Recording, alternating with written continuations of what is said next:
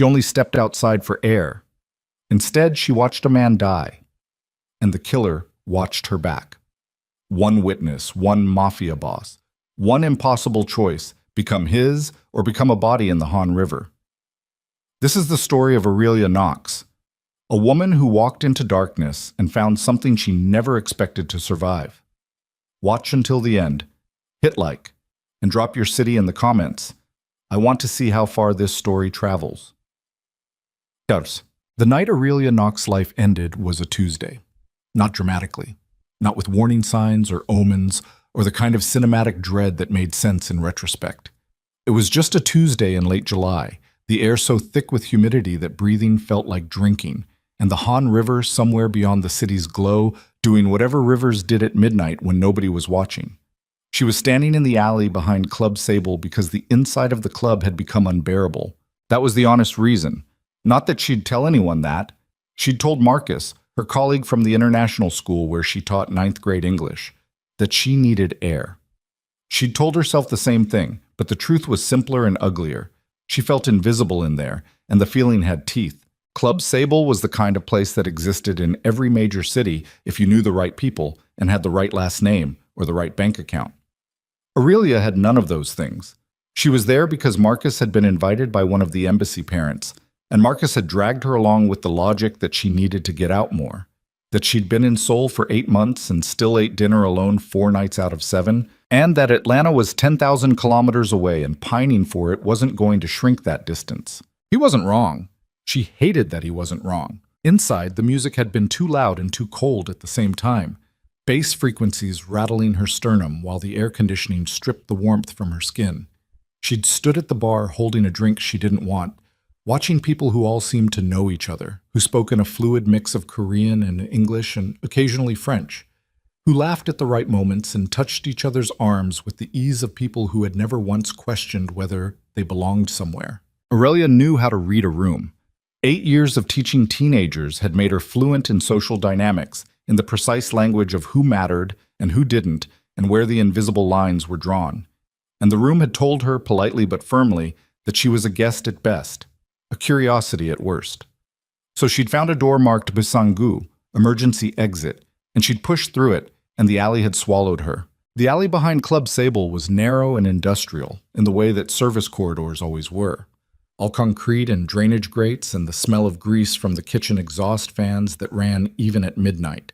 A single security light mounted above the door through a yellow cone that reached about 6 feet before dying. Beyond that, shadow. Aurelia leaned against the wall and closed her eyes and let herself breathe. She was 31 years old. She had a master's degree in education from Emory. She had a studio apartment in Mapogu with a window that looked out over a pharmacy and a chicken restaurant, and she had learned enough Korean to order food and apologize and ask where the bathroom was. She had 16 students who ranged from bored to brilliant, and she cared about all of them more than was probably professional. She was also, in this particular moment, deeply, specifically, lonely in a way she hadn't admitted to anyone, including herself. The exhaust fans hummed. Somewhere above the buildings, a plane was crossing the sky. Then she heard voices. They came from deeper in the alley, past the edge of the security light's reach. Korean, spoken low and fast, with the particular cadence of men who were not having a casual conversation. She didn't catch all of it. Her Korean wasn't that good, but she caught enough. The word for money, the word for time. A name she didn't recognize, repeated twice. She should have gone back inside. She knew that later, replaying it, the way you replayed every decision that split your life into before and after. She should have turned around, found Marcus, told him she wanted to leave, and gone home to her studio apartment above the pharmacy and eaten the leftover rice in her refrigerator and slept. Instead, she stayed still. Because there was something about the quality of the silence between the words, a tightly coiled thing, like a wire pulled to its limit, that locked her in place. The voices moved. She'd heard footsteps on concrete. Then a third voice joined the first two, higher and faster, edged with something that wasn't quite panic, but was getting close. She pressed herself tighter against the wall. The brickwork was rough against her shoulder blades through her dress. The humidity made her palms slick. Then a shape emerged from the darkness at the far end of the alley. Not walking, being walked. A man, Mid-40s from what she could see, jacket torn at the shoulder, being propelled forward by two larger figures who each had a hand on him. His feet were moving, but barely. More dragged than walking, the body's last protest against what the mind already understood was coming. Behind them, unhurried, came a fourth figure. He walked the way certain men walked, the kind that had nothing to prove, because everything had already been proven. Not fast, not slow. Perfectly calibrated. One hand in his pocket, the other loose at his side. He wore a dark suit that had no business looking that clean at midnight in an alley behind a nightclub, and his face, what she could see of it in the diluted light, was completely without expression. The two larger figures forced the first man to his knees. The kneeling man started talking. Pleading, she realized. The words were too fast and too fractured for her to follow, but the shape of them was universal. Please. Wait, I can explain. She'd heard that shape in a dozen languages from students who hadn't done their homework, and it never sounded different regardless of the stakes. The fourth man, the one who walked like gravity obeyed him, stopped in front of the kneeling figure. He looked down. He said something quiet. She couldn't hear it. It sounded almost gentle. Then he reached inside his jacket and removed a gun. Aurelia Knox had never seen a gun outside of a movie theater or a television screen. She'd grown up in Southwest Atlanta where guns were not hypothetical, where she'd heard them at night and understood what they meant, but she had never personally, physically seen one in a person's hand at close range. The sight of it, the actual object, dark and compact, with what she'd later understand was a suppressor fitted to the barrel, produced a kind of full-body stillness that she couldn't have broken if she'd tried. She didn't breathe. The kneeling man said one more thing. The fourth man raised the gun. The sound it made was not the sound she'd heard in movies. It was quieter, more mechanical. A compressed industrial sound, like something clicking into place rather than exploding. She'd expected noise. She got precision. The kneeling man fell. He went sideways, almost gently, and then the concrete was holding him and he was not moving, and the two larger figures were stepping back, and the fourth man was lowering the gun, and Aurelia's body was betraying her in multiple directions simultaneously. Her lungs seizing, her vision narrowing at the edges, her right hand flying to her mouth to trap a sound she hadn't known she was making. The sound escaped anyway. Not loud. Not a scream. Just a small, involuntary compression of air forced through her throat. But the alley was quiet enough. The fourth man's head turned. He looked directly at her. Even at that distance, even in that light, she felt the look like a physical thing. Not surprise. There was no surprise in it, just assessment, cool and immediate and total, like a scan. His eyes moved from her face to her hands to the door behind her and back to her face, and she understood in some pre-verbal part of her brain that he was cataloging her the way a person cataloged a problem. Her legs moved before she decided to move them. She hit the door handle, burst through into the corridor beyond, and ran. She ran through the service corridor with its fluorescent lights and kitchen smells. Ran past a startled dishwasher in a white apron who shouted something she didn't catch. Ran until she hit the main corridor of the club, and then she was in the noise and the crowd and the cold air, and she was grabbing Marcus by the arm and pulling him toward the front entrance before he'd finished whatever sentence he'd been in the middle of. Aurelia, hey, what? We need to leave, she said. Now. He looked at her face, and he left without argument. Outside on the sidewalk, in the hot Seoul night, she stood on the curb and tried to make her breathing work properly, while Marcus hailed a taxi and said her name 3 times with increasing concern, and she kept looking back at the entrance to Club Sable, at the door, at the street. Nobody came out after her. The taxi came. They got in. What happened? Marcus said. Nothing, she said. I just needed to leave. He looked at her for a long moment. You're shaking. It was cold in there. He didn't believe her. She could see it.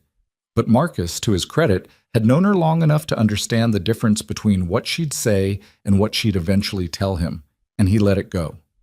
She did not sleep that night. She lay in her apartment above the pharmacy and stared at the ceiling and thought about the sound the gun had made, and the way the man had fallen, and most of all, she thought about the way the fourth man's eyes had found her in the dark, without hesitation, without error, like they'd always known exactly where she was. She told herself it would be fine. He hadn't chased her. He hadn't sent anyone after her. The crowd at Club Sable had been thick. He probably couldn't identify her, didn't know her name, had no way to find her. She almost believed it. Almost. The next morning was a Wednesday, and Aurelia taught her first 2 periods on autopilot. She stood in front of her 9th graders and moved through a lesson on narrative perspective, the irony of which did not escape her. And she smiled at the right moments and corrected the right papers and sent Suji to the office for using her phone during class. And she did all of it with the particular dissociated competence of a person whose mind was somewhere else entirely. At lunch, she sat in the faculty room and ate her kimchi jjigae from the cafeteria and tried to reason herself into calm. What she'd seen was real. A man was dead. She'd witnessed it.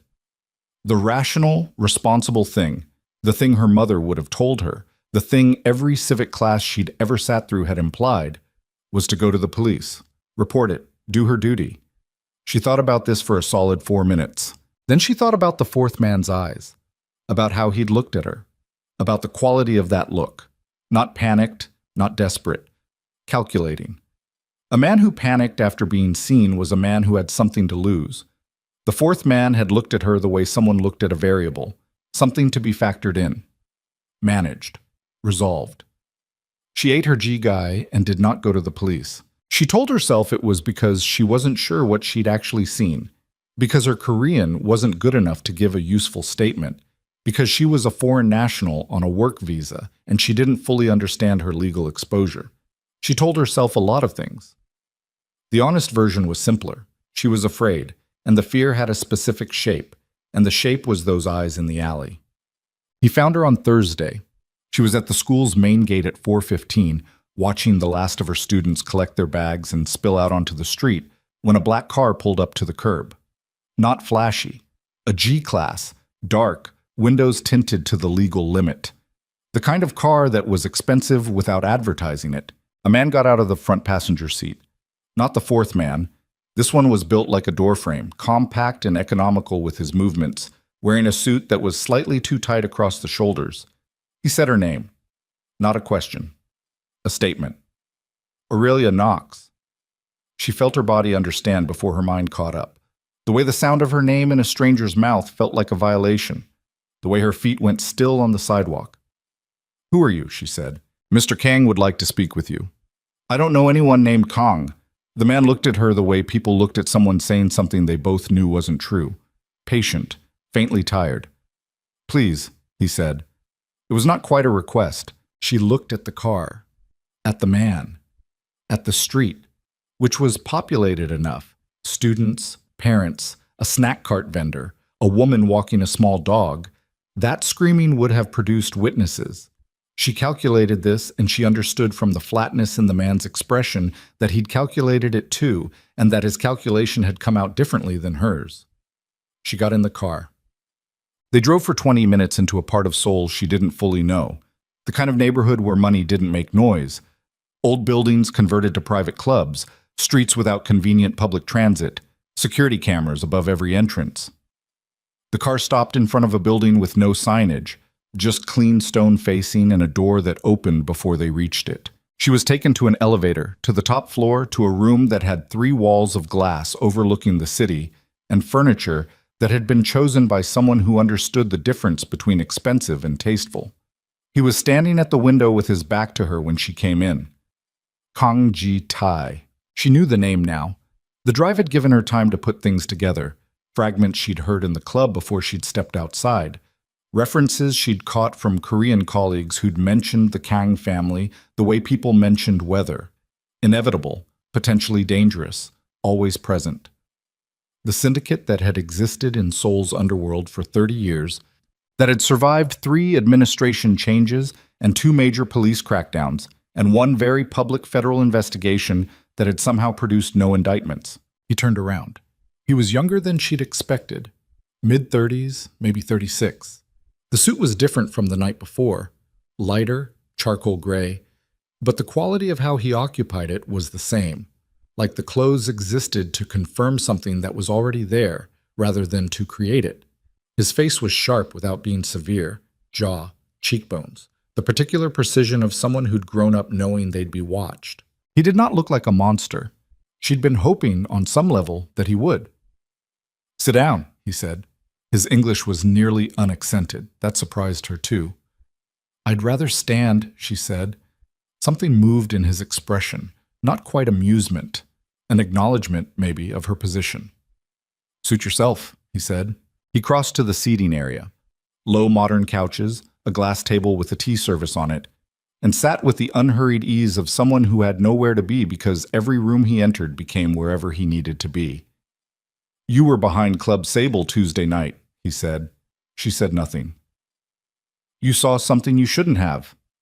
Still nothing. "I need to know what you intend to do about that." Aurelia Knox had spent 8 years in classrooms managing adolescents who thought they were tougher than they were, and one of the things she'd learned was that silence was often stronger than speech. She held his gaze and let the silence exist between them like a third presence. He watched her do it. She had the unsettling impression that he was cataloging this too. "You didn't go to the police," he said. "You seem certain of that." "If you had, we wouldn't be having this conversation." The implication was clean and clear. She held the eye contact. "What do you want?" she said. "That depends on what you want." He picked up his tea, set it down without drinking. "Disappearing, you would be the simplest option. You're a foreign national. People leave Seoul all the time." A pause. "But I find simple solutions are often expensive in ways that aren't apparent at the time." "You're telling me you're not going to kill me?" "I'm telling you I'd prefer not to." He looked at her steadily. "The man you saw in the alley was stealing from the families of my organization's employees. He'd been given 3 opportunities to correct it. He chose not to." "You're explaining yourself." "I'm providing context." "Why?" He paused. It was a real pause, not theatrical, not constructed for effect. Something actually being considered. "Because you're not stupid," he said, "and I don't find it useful to treat intelligent people like they're not." Aurelia looked at him for a long moment. The city glittered behind him, 30 floors of nighttime Seoul, all lit up and indifferent. "What do you want?" she said again.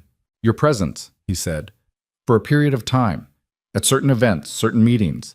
You speak English and Korean, and you move in circles I have reason to monitor. In exchange, you are safe.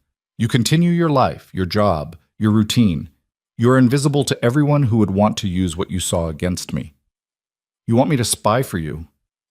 I want you to exist near me. There's a difference." "There isn't." Another of those not quite smiles. "You'd be surprised," he said. She should have refused. She knew it even as she was doing the opposite, knew that the rational, self-preserving choice was to call his bluff, walk out, take her chances with whatever came after. But the thing was, she'd looked at his face when he'd said invisible to everyone who would want to use what you saw. And there had been something there that wasn't a threat, something that was closer, frighteningly, to a statement of fact. There were other people involved. That was what he was telling her. Other factions, other interests. And if they knew she'd witnessed what she'd witnessed, she became useful to them in ways that had nothing to do with her own well-being. Jitae was the danger she could see. He was offering to be the devil she knew.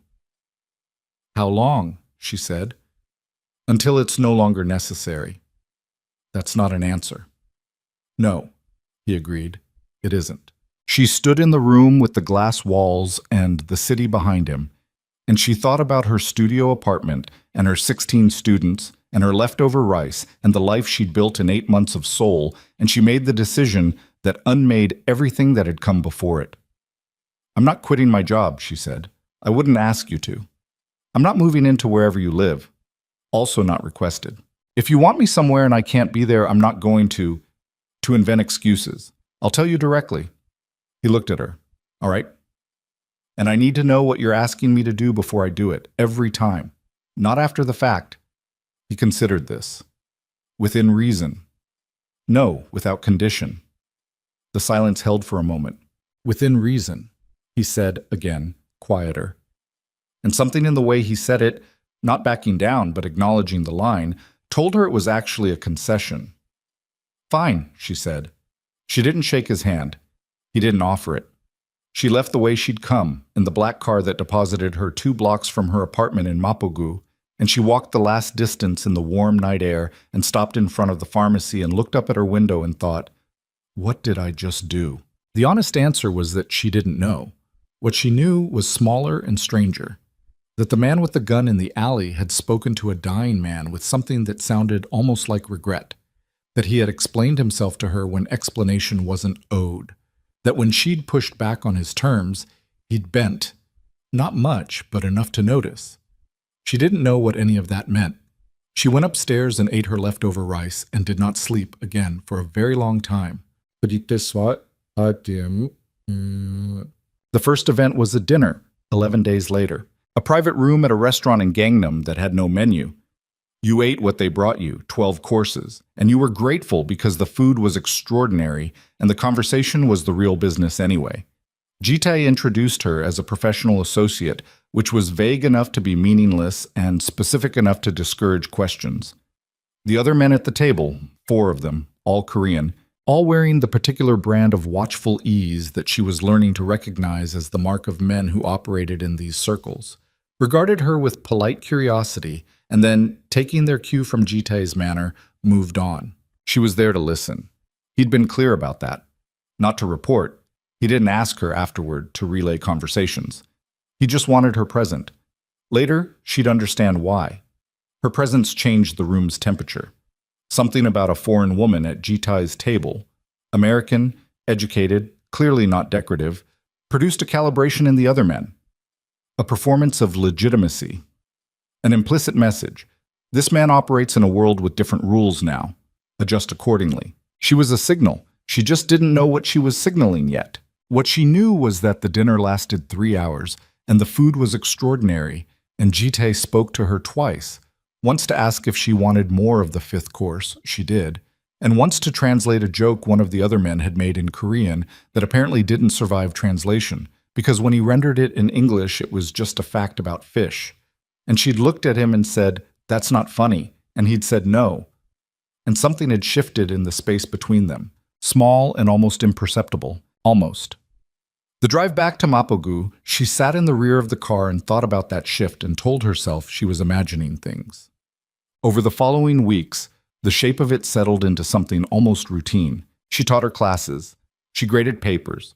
She ate lunch in the faculty room and had occasional drinks with Marcus, who had eventually accepted her explanation, "I left because I was tired. I'm fine. Stop looking at me like that," and moved on to worrying about other things.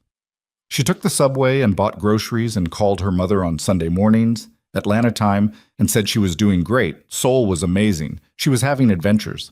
And once, sometimes twice a week, a black car arrived. She went where it took her.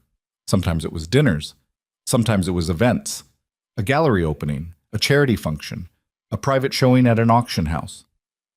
Once it was a meeting in an office building in Yeouido that she understood was significant by the quality of the silence Jitae maintained in the car, both before and after, though he said nothing to explain it. She learned, in fragments, how to read him. He was not warm, but he was precise.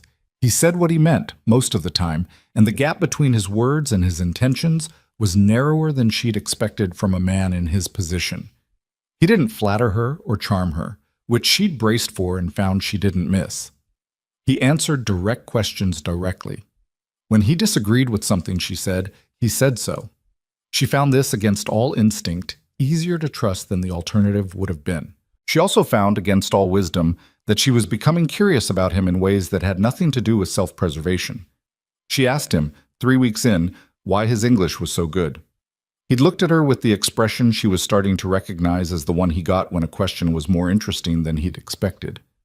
"Columbia," he said. 2 years. I studied finance." "You studied finance and then came back to run a criminal syndicate." "I came back to help my father with the business." A pause. "The distinction became academic later." "When he died?" "Yes." She waited. He didn't elaborate. She'd learned he didn't elaborate unless he chose to, and pushing produced nothing except a slight withdrawal, like a shutter coming down. "You didn't want it," she said. Not a question. He picked up his drink, set it down.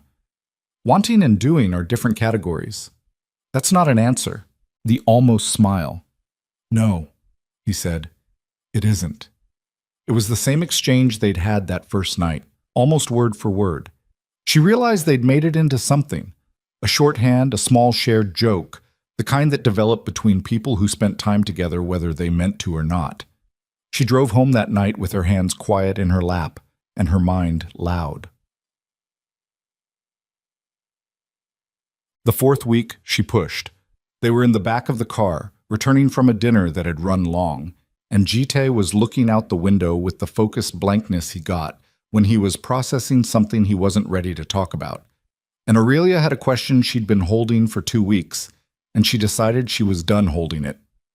"The man in the alley," she said. "Did you know him?" Jite didn't move, didn't turn from the window. "Yes.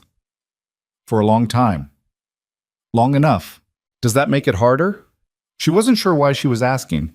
She wasn't sure it was wise, but the question existed and she was tired of carrying questions alone. Knowing someone. Before. The silence stretched. The car moved through the nighttime streets, lights sliding across the windows. "It makes it different," he said finally. "Not harder. Different." "That sounds like something you tell yourself." He turned from the window then, looked at her with an expression she hadn't seen on him before, something that wasn't quite sharp, that had some of its edges worn down. "Yes," he said, "it is." The car pulled up to her building. She gathered her bag. Her hand was on the door handle when he spoke again. "The men who worked under him," Jite said, "the ones he was stealing from. Most of them have families. Some of them have been with the organization since my father's time." He said it to the window, not to her. "I don't expect you to understand the calculus." "I don't," she said, "but I hear it." She got out of the car. Standing on the sidewalk, she watched it pull away, and she thought, something is changing, and I don't know how to stop it, and I'm not entirely sure I want to. It was in the 6th week that everything shifted. She was in a private club in Itaewon, one of Jitai's regular venues, a place that occupied the top floor of a building that otherwise hosted a legitimate hotel, when a woman approached her. Mid-30s, Korean, dressed in the calculated, understated way that meant serious money and serious connections. She'd been at the edge of Aurelia's peripheral vision for 20 minutes before she moved. "You're with Kang Ji-tae," the woman said in excellent English. "I'm at the same table as Kang Ji-tae," Aurelia said. "That's different." The woman smiled. "You've learned to talk like them." "What do you want?" The woman leaned slightly closer. Her smile stayed in place like it was load-bearing. "To know how much you've seen and whether it's for sale." Aurelia kept her face neutral. Inside, something went cold and sharp and useful. "I'm a school teacher," she said. "I've seen very little." "Of course." The smile. "Give him my regards." The woman moved away. Aurelia watched her go, tracked the direction, noted the table she returned to and the 2 men she rejoined and the way one of them looked across the room at Jitai's table with an expression that had nothing friendly in it. She waited until Jitai excused himself from his conversation and she could reach him without being obvious. Then she told him exactly what had happened, word for word, because she'd learned that he valued precision. He listened without interrupting. His face was still. "What did she look like, what?" he said. Aurelia described her. Jite looked across the room. The woman and her companions were gone. They'd cleared out while Aurelia was relaying the conversation, which told its own story. He looked back at Aurelia. "We're leaving," he said quietly. "Now. Normally. Not fast." They left normally. Not fast. And in the car he made 3 phone calls in Korean, his voice low and clipped, and when he hung up the 3rd time he looked at her in a way that was new, something that hadn't been there in the weeks before, some quality of weight. "You should have come to me immediately," he said. "I'm coming to you now." "She had 20 minutes with you. She had 30 seconds of actual conversation. I managed the other 19 minutes and 30 seconds myself." A pause. "What does that mean?" "It means I'm not helpless," she said. "It means if someone's watching me while I'm sitting at your table, I know it, and I don't need to interrupt the evening every time someone looks at me sideways." He held her gaze. Something moved behind his eyes. "She was from the CO faction," he said finally. "Rival organization. They've been—" He stopped, recalibrated. "They've been looking for leverage." And they found me. They found out you exist, he said, which was not the same thing. That's already different. She absorbed this. Outside, the city moved past. I'm not leverage, she said. He looked at her for a long moment. No, he said, but they don't know that yet. And something in his voice, the slight rough edge underneath the controlled surface, told her that her status as leverage was not the part of the situation he was most concerned about. She didn't examine that too closely. Not yet, but she filed it away in the growing collection of things she was keeping track of, the index of small observations that were quietly rearranging themselves into a picture she wasn't ready to look at straight on. The car drove through the Seoul night. Ji-tae was on the phone again. Aurelia looked out her window at the lights of the city, at the stream of lives going on in all directions, and she thought, 8 months ago, she had wanted to feel less invisible. She thought about what she'd wished for, and she thought about what she'd gotten, and she thought the universe had a very specific sense of humor. She went home. She unlocked her door. She stood in the small apartment above the pharmacy in the dark for a full minute before she turned on the light. Then her phone buzzed. Unknown number, Korean area code. She answered. The voice on the other end was a woman's. Not the woman from the club. Someone else, speaking in careful, deliberate English. Ms. Knox, the voice said. We know what you saw behind Club Sable. We know what arrangement you've made with Kang Ji-tae. And we need you to understand something very clearly. Aurelia's hand tightened on the phone. He cannot protect you from us, the voice said, but we can protect you from him, if you're willing to cooperate. The line was silent for exactly 3 seconds. You have until Friday, the voice said, and the call ended. Aurelia stood in her lit apartment above the pharmacy, phone in her hand, and understood for the first time with the full weight of clarity what she had walked into. The night she stepped out of Club Sable for air. She was not a schoolteacher who'd witnessed something. She was not a useful prop at Ji-tae's table. She was a piece on a board between two forces that were already moving, and Friday was 3 days away, and she had no idea which direction was safe. She didn't call Ji-tae. She sat on her couch and she thought. And in the morning, she made a decision that would make everything that came before it seem like a prologue. She didn't sleep. She sat on the couch with her knees pulled up and her phone face down on the cushion beside her, and she went through it the way she went through a problem she couldn't solve, by feeling methodically, from the outside in, stripping away what she wanted to be true until she got to what actually was. The facts. Someone had her number.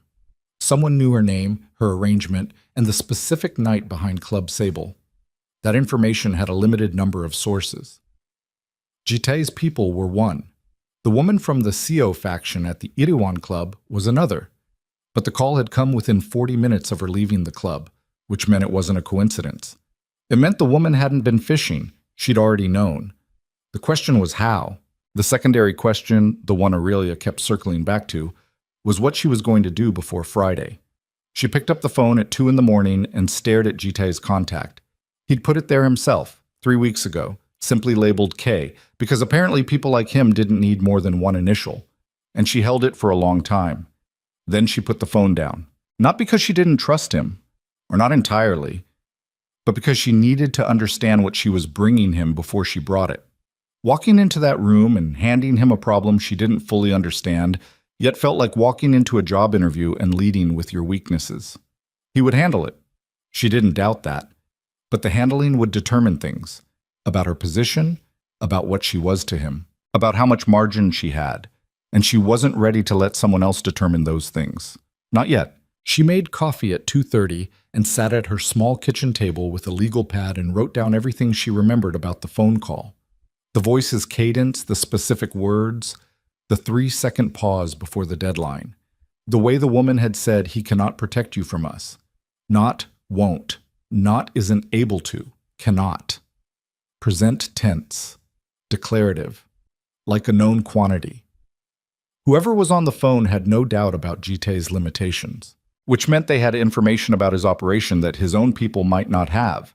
She circled that, underlined it, went to bed at 4, lay there until 5:30, got up, and went to school. She taught 4 periods on 3 hours of broken sleep and the particular species of adrenaline that comes from sustained low-grade fear, which turned out to be a reasonable substitute for rest. Her ninth graders were doing presentations, self-selected topics, 5 minutes each, a grade on structure and delivery, and she listened to 22 teenagers talk about K-pop and climate change and their grandmother's cooking, and a girl named Park Ye-jin who spoke for 7 minutes about the Sewell ferry disaster with a precision and grief that left the room silent for a full 10 seconds after she finished. Aurelia marked her highest in the class and held it together until the period ended and the room emptied, and then she sat at her desk and put her hands flat on the surface and breathed. She was scared. She was allowed to be scared. She just couldn't let the fear make decisions before she did. Marcus appeared in the doorway at lunch. "You look terrible," he said, which was his version of, "I'm worried about you." "Thank you." "I mean it. You look like you haven't slept. Are you sick?" "I'm fine." He came in and sat in the desk closest to hers, the one Suji usually occupied, which was too small for him and produced a comical picture that she didn't have the energy to find funny. "Something's going on," he said. "Marcus, I've known you for 3 years. Something has been going on for weeks. You disappear some nights, you come back with a face like you've been in a meeting with the school board, and you don't talk about it." He leaned forward. "I'm not asking you to tell me everything. I'm asking if you're okay." She looked at him. Marcus Webb, who had grown up in Baltimore and taught AP history with the intensity of a man who genuinely believed the past could explain the present, who made the best jerk chicken she'd ever eaten outside Atlanta, who had been her first friend in Seoul and her most consistent one. "I'm in a complicated situation," she said. "I can't explain it, but I'm handling it. Who else knows? Nobody I want knowing." "Does it have to do with the night you dragged me out of Club Sable?" She said nothing, which was its own answer. He sat back, ran a hand over his face. "Aurelia, tell me you didn't do something that can't be undone." "I witnessed something," she said carefully. "And as a result, I'm involved with certain people. It's being managed." "Certain people?" "Yes." "How certain? On a scale of like tax accountants to—" "Don't finish that sentence." He didn't. He looked at her for a long, heavy moment. "I need you to be careful," he said finally. "I know. And if it gets bad, whatever bad means in this situation, I need you to tell me." "I'll tell you." She wouldn't. They both knew it. But he nodded anyway because sometimes people needed to say the thing even when it wasn't true. And Marcus was wise enough to know that. She called Jitai at 8 o'clock that evening. He picked up on the second ring, which told her he'd been expecting contact. "Someone called me last night," she said, "after I got home." A silence. Not long. "Tell me." She told him. Everything she'd written on the legal pad, in order, without editorializing. He didn't interrupt. When she finished, the silence on his end was the particular kind that meant processing, not absence. "Word for word," he said, "he cannot protect you from us." "Yes. You waited until now to call me." "I needed to think first." "You needed—" He stopped. She could hear him stop, hear the restraint it took. "That call was a threat. You should have contacted me immediately." "I needed to think," she said again, steady. "I'm contacting you now. Do you want to continue discussing when I called, or do you want to talk about what it means?" Another silence. This one had a different texture. "Come here," he said. "Tonight." "I have school tomorrow." "This isn't a request." "I understand that. I'm telling you I have school tomorrow, and I'll need to be home by midnight." 3 seconds. "Fine," he said. "Car in 20 minutes." Sad. The apartment he used for this kind of meeting wasn't the penthouse she'd been to the first night. It was a floor below, smaller, with the same view but furnished like somewhere a person actually lived. Books on shelves, a coffee maker that showed signs of regular use, a jacket slung over the back of a chair that someone had forgotten to move before she arrived. Or chosen not to. He was standing at the kitchen counter when she came in, sleeves rolled up, no jacket, which she'd never seen before. It changed the geometry of him. Made him look less like a position and more like a person. She noted this and stored it and didn't examine it. "Water?" he said. "Please." He got 2 glasses, brought them to the low table. sat across from her with his elbows on his knees and his hands loose, and she could see in the set of his jaw and the particular stillness around his eyes that he was angry. Not at her, or not primarily at her. At the situation, at the shape it was taking. "The CO faction didn't call you," he said. She waited. "The voice you described, deliberate, careful English, the 3-second pause before the deadline. That's not CO's style. They're blunt. They don't do formal. This was someone else. Someone else meaning I have more than one problem and one of them is using you as a pressure point." He looked at his hands. "There's a group, internal, faction within my own organization that's been unhappy with certain decisions. The CO situation last night gave them an opening. It landed in her stomach like something cold. Someone in your organization gave them my number," she said. "Yes. Someone who knows about our arrangement. It would have to be." She let that sit. He let her let it sit, which she appreciated. He didn't rush to explain it away or qualify it or offer her reassurance she hadn't asked for. "How many people know about me?" she said. "My core team, 6 people. And now one of them is talking to people who want leverage on you, or more than one." He said it flatly, no affect. The flatness was worse than emotion would have been. "What does this mean for me?" she said. "It means your exposure is higher than I intended." He met her eyes. "I'm moving you." "Moving me? Your apartment isn't secure. If they have your number, they have your address. I'm putting you somewhere I control until I identify the source." "You're talking about moving me from my apartment. Temporarily. I have a job." "You'll still have it." "I have a life that does not orbit around." "I know." His voice was low and careful. "I know. I'm not asking you to give it up. I'm asking you to let me fix something that I am responsible for breaking. You were safer before I brought you into this than you are now, and that's—" He stopped. Something moved across his face. "That's on me."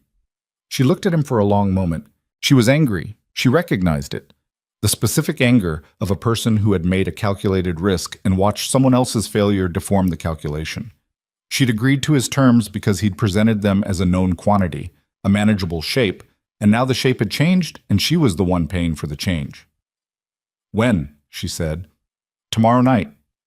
I need 2 days. I need to arrange things at work. I need to pack." "Tomorrow night," he said. "I'll send someone to help you pack. Whatever you need brought, tell them." She stared at him. "This is the part where you tell me I have no choice," she said. "You have choices. You can refuse and I'll assign close protection to your apartment instead, which is more visible and more complicated and carries its own risks. Or you can come somewhere I know is clean and we resolve this faster." He held her gaze. "I'm not going to force you, but you'd like me to choose the option you prefer." "Yes." At least he was honest about it. She looked at her water glass, at the table, at the window and the city behind it, all that light and distance. "I want my own space," she said, "wherever this is. My own room, a door that locks from the inside." "Done. I want to be able to contact Marcus, my colleague, without going through you." A pause. "Within reason?" "Without condition." The pause held a beat longer. "All right," he said. "And I want to know what you're doing to find the source. Not details, just I want to know that it's happening." "It's already happening," he said, and the quietness in his voice when he said it told her she didn't actually want the details. Tumbek. She packed in 90 minutes the next evening, while a man named Park, compact, watchful, the same one who'd met her at the school gate that first day, moved through her apartment with the professional discretion of someone cataloging a space for security vulnerabilities, which is exactly what he was doing. She packed like she was going somewhere uncertain for an uncertain amount of time, which meant books, impractical clothes, and the coffee maker she'd bought at E-Mart because the coffee in Seoul was excellent everywhere except her own kitchen. She packed the legal pad with her notes on it, and then thought about that, and unpacked it and tore out the relevant pages and put those in her jacket pocket. Park drove her north. The safe house was in Seongbuk-dong, tucked into the hills above the city proper. An old neighborhood that hadn't been redeveloped the way the south of the river had. All traditional Hanok-influenced architecture and walled gardens and narrow roads that discouraged traffic. The house itself was behind a stone wall with a wooden gate, and inside the gate was a courtyard with actual trees, which surprised her. in a building that was smaller than she'd expected and older looking and nothing like the glass towers she associated with Jitai's world. Mr. Kang owns it, she said. His family has, Park said, which was a different answer. She was shown to a room on the second floor with a window that looked over the courtyard and the trees and the city below them in the distance. There was a bed, a desk, a small wardrobe, a bathroom with a door that locked. Everything clean. She unpacked in 20 minutes and sat on the bed and looked at her phone. No messages, no missed calls. She told Marcus she was staying with a friend outside the city for a few weeks. He'd accepted this with the expression of a man who had chosen to stop asking questions he wasn't going to get answers to, which was its own kind of grace. She texted her mother that she was fine, and Seoul was amazing, and she was having adventures. She was having something. Jitae came the first evening, not to check on her, or not only that. He came because there was a meeting he needed to conduct from the house.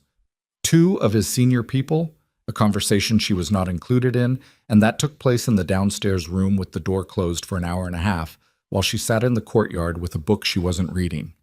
When the meeting ended and his people left, he came and stood in the doorway to the courtyard. "All right," he said. "Fine," she said. He came and sat on the low stone bench across from hers. He was in a suit, but the jacket was off. He'd left it somewhere inside, and his sleeves were rolled, and she was getting used to this version of him, the version that existed after the public-facing construction came down. "How long have you been doing this?" she said. "Sitting in courtyards?" "Running things, actually running them, not as your father's son." He looked at the trees. They were old trees. She didn't know enough about Korean native species to identify them, but they had the look of things that had been rooted for a long time, the bark thick and grooved, the canopy wide. 7 years, he said. He died when I was 29. That's young. He was younger when he started. Is that supposed to make it better? No, he said. It's just a fact. She looked at him, at the profile of him, the jaw, the set of his shoulders. He was tired. She'd been learning to read that on him. The way tiredness didn't soften his face, but instead made the sharpness more apparent, like weather stripping paint. "Who do you think it is?" she said. "Inside your organization." He was quiet. "You know," she said, "or you think you know. You wouldn't be this contained about it if you didn't have a suspect." He turned and looked at her. The look had something in it she couldn't fully read. "A man named Ote Suk," he said. "He's been with the organization since my father's time, senior advisor. He's believed consistently that I've been too cautious since I took over, too selective about operations, he paused. He thinks I've been thinking like an executive instead of a boss. And you brought a foreign school teacher into the circle, and that confirmed his opinion. It gave him ammunition," Jitae said, "whether or not the opinion was already there. What are you going to do? Confirm it first. Then act. And if it's him?" The look he gave her was the most unguarded she'd seen from him. Not soft. Nothing about him was soft, but stripped of the performance of control. Just the fact of what he was dealing with, laid out without a frame around it. "Then I deal with it," he said. She understood what that meant. She didn't ask him to say it differently. 3 days into the safe house, she found herself in the kitchen at 6 in the morning because she couldn't sleep, and the kitchen was the warmest room in the old building. She was making coffee, her own coffee maker, set up on the counter between 2 that were already there, which had produced a look from Park she'd chosen to interpret as approval, when Jitae came in. He stopped in the doorway. She looked at him. He looked at the 3 coffee makers on the counter. "I brought mine," she said. "I see that. The ones here make bad coffee." He crossed to the counter and picked up one of the existing machines and examined it. "This is a professional-grade espresso maker."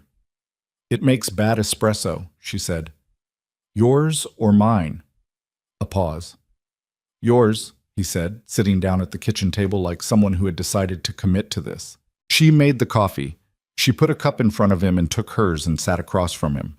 Early light was coming through the window over the sink, the kind of thin morning light that made everything look provisional, not quite committed to the day yet. He drank the coffee, said nothing. She drank hers. "You don't sleep well either," she said. "No." "How long?" "Since my father died, mostly." He turned the cup in his hands. There's a period, around 3 in the morning, that's the worst. After that, it evens out. She knew that period. She'd been living in it for weeks. Does it get easier? She said. He looked at her over the rim of his cup. What part? He said. Any of it. He considered this with the seriousness he brought to things that deserved it. Some parts, he said, not the ones you'd choose. The kitchen was quiet. Somewhere outside the walled courtyard, early traffic was starting on the hill road. The light was slowly committing. She thought, I'm drinking coffee in a safe house with a man who killed someone in front of me 6 weeks ago, and it doesn't feel the way it should feel. It feels like something I don't have a word for yet. She filed that next to all the other things she was filing. The confirmation came on the 5th day. Park delivered it in person to Jite in the downstairs room. Aurelia was in the courtyard, and she heard the tone of the conversation through the closed window. Not words, just tone. And the tone was a single note, steady and low. The kind that meant the thing you'd expected and dreaded had arrived. When Jite came out, she looked at him once and knew. Oh, Taesuk, she said. Yes. And more than one, the way his jaw moved. 3 people. 2 I didn't expect. She let that sit, let him carry it without trying to take the weight. She'd learned that he didn't want the weight taken, only witnessed. What happens now? She said. I handle it. He looked at her. You stay here. For how long? Until it's done. Jite. She used his name deliberately, the first time without the formal address. She saw it register, the slight shift in his posture. How long? He held her gaze. 2 days? He said. Maybe 3. She nodded. He turned to go. Be careful, she said. He stopped. He didn't turn around, but she saw his shoulders change, something releasing in them, small and real. I will, he said. And he left.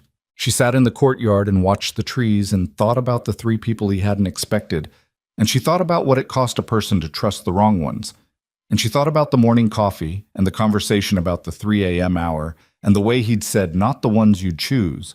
And she thought, I am in serious trouble of a kind I didn't account for.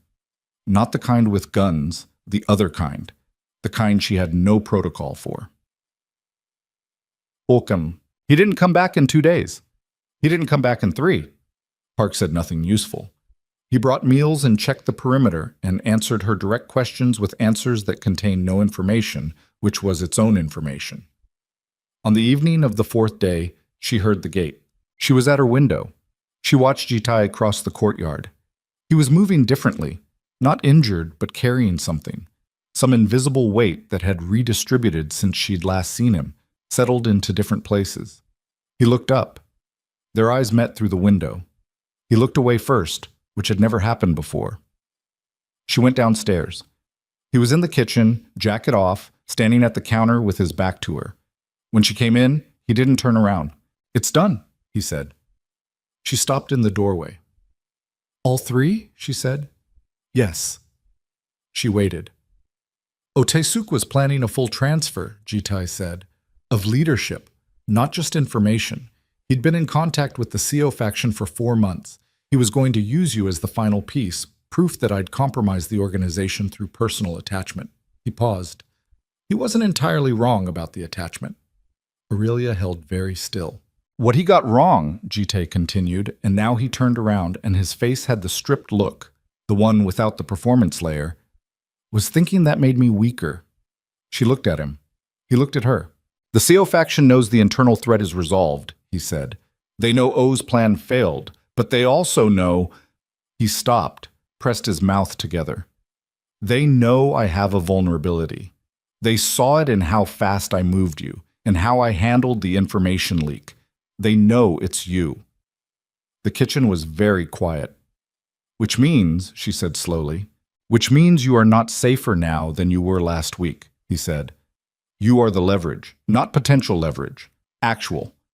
They will use you, or they'll try, because they understand now that I'll move faster for you than I will for territory or money or anything else in the operation.